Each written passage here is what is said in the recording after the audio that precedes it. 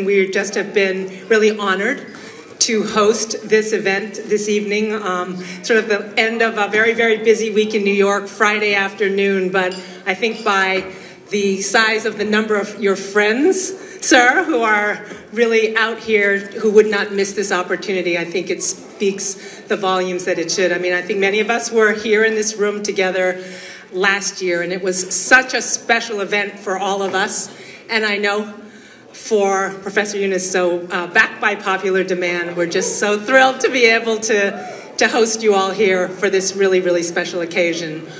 So our honorary guest needs no introduction, obviously, to this group. This room are people who love you, your friends, who are so proud. It's hard to imagine what the year must have been like in Bangladesh since last summer and all that's transpired. But I think it is fair to say that we're so inspired by the leadership, by the incredible job the interim government has done in the United States. Obviously, one of our presidents in 1961 in his inaugural speech, JFK, said, ask not what your country can do for you, but what you can do for your country. And so I think that has been not just an American aspiration, but a global aspiration. And I would think it be true to say that there is no one who has lived this like Professor Muhammad Yunus, now honorable, obviously special advisor of Bangladesh. Just as a chief advisor, you have, from the earliest days going back to Bangladesh, post-university to the last 2 years, have really lived that thought of service to your country, love for the people, and we are so deeply, deeply inspired and honored to be your friends and to be here to have you come up and say a few words. So thank you, everybody, for coming, and thank you. It's a conspiracy of Andrea. She sneaked me out from the prison so that I can meet my friends. I'm a prisoner number 2024. I'm not supposed to meet people that I used to know. So it's another world. Somehow today it was a successful conspiracy. So I sneaked out. It's a great experience to go through what I have to go through right now. I was kind of brought into it without having any kind of idea that I should be ever playing a role like this. But the situation was so dire, so terrible, that you cannot keep on saying no to it. Young people sacrificed their lives, stood in front of the guns, blown away right away, and finally they became free. The country was liberated, it's free. So that's where we were supposed to come in and restore some order and try to build a country in the imagination of the young people, what they were dreaming for, the reason they gave their lives. It was not organized revolution or anything. It's almost instantaneous outburst. Things were so bad, they couldn't take it anymore. So when we say young people, across the sex, across the career, across whatever social standing you are, mostly led by university students. And when I say students, it's not just the boys I'm talking about. This is a unique thing. The boys and girls did it simultaneously. And girls are not just few among the boys. They are a separate stream of force going on their own, with their own force. It's an amazing thing never seen before in Bangladesh. They left their hostels, they left their dormitories, they left their schools, they left their colleges. They were on the street. Even 10-year-old boys and girls were on the street and deliberately declaring that I'm fighting and I'm ready to die. And some of them died, just little kids, leaving a note for mother that I may not come back, but I cannot hide under your protection. I have to go out and save my country. So that's the spirit which brought this uprising. So our job is to fulfill that wishes, imagination that young people have. It's a tough job. Not everything is doable, but they are helping immediately to take place. But we keep on promising that things will happen, and we'll continue to work for that. And this is where they have defined that this will be a new Bangladesh. That's the word they use, new Bangladesh. So you have to keep on defining more of what fits into new Bangladesh, what doesn't fit into new Bangladesh. So we have gone through it. It's a year now. So just about, we celebrated the anniversary of the uprising. And the anniversary is a very interesting thing. It was a kind of repeat of the things that happened a year back.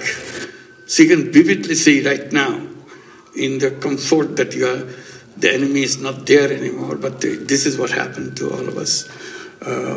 This was well documented because all these young people not only fighting in the street, they were drawing paintings about their home, if you go through Dhaka city, every single street that you have, roads are all painted on the sidewalk, on the sidewalls, in a very vivid way. It's not just scrambling something, scratching something. It is really depicted the everyday thing that was happening, and they're writing down their aspirations on the wall, what they want, and it's beautifully expressed. They're not poets or they're not revolutionary leaders, but they felt that things themselves and came out. So quickly, when I saw that, I tried to get photographers to take the pictures. I said, when the monsoon comes, this will be all washed away. So before it's washed away, we should document them. Then they said, it's not only Dhaka city.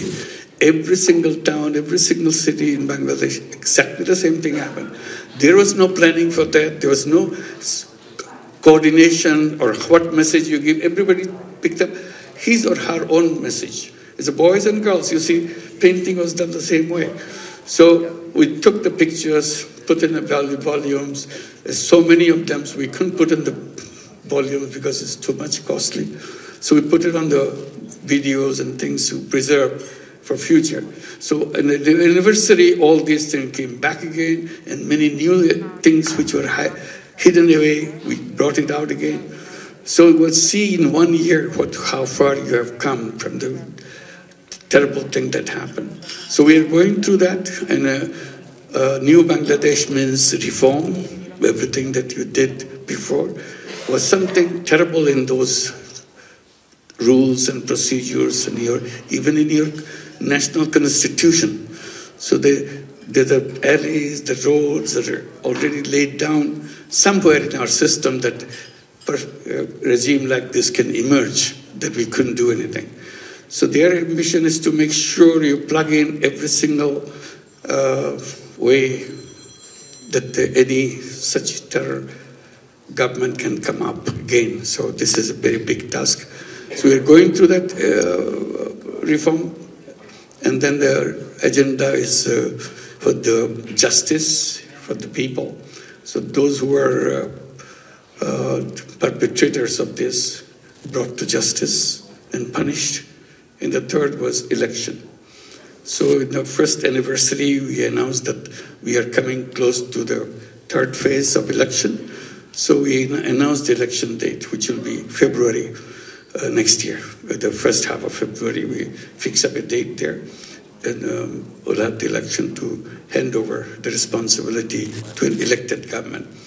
But it is an extremely, extremely valuable, very intense time for the whole nation. Everybody is involved. You will not find anybody who will say, okay, let them do whatever they want to do. Everybody has a plan. Everybody says your plan is wrong, my plan is right. So it's ambitions and so on. Whatever you do, they say it's not good enough, which is understandable because things that happened to them, they wanted a very quick change of everything. So we are matching with their aspirations. is a big task for everybody, all of us. The good thing that happened these couple of days, or 3 or 4 days, when we came to the United Nations, that's what brought us here.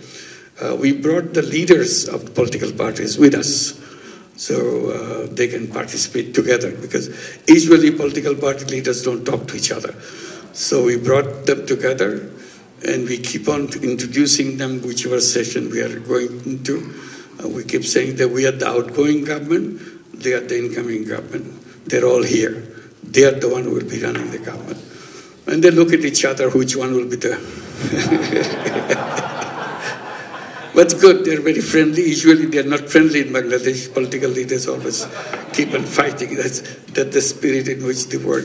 But it's a wonderful thing to have them together and speaking in the same forum about their aspirations and so on. So that it's not only attending a conference, it's also kind of a process of bringing together their ideas and so on. Not each one is fighting against the other.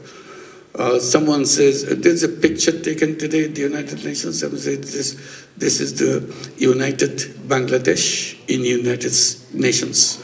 So this is a picture, because all the leaders were there, and I was there in one single frame. So that's a good kind of a tagline, that United Bangladesh in United Nations. So that's what you're finding.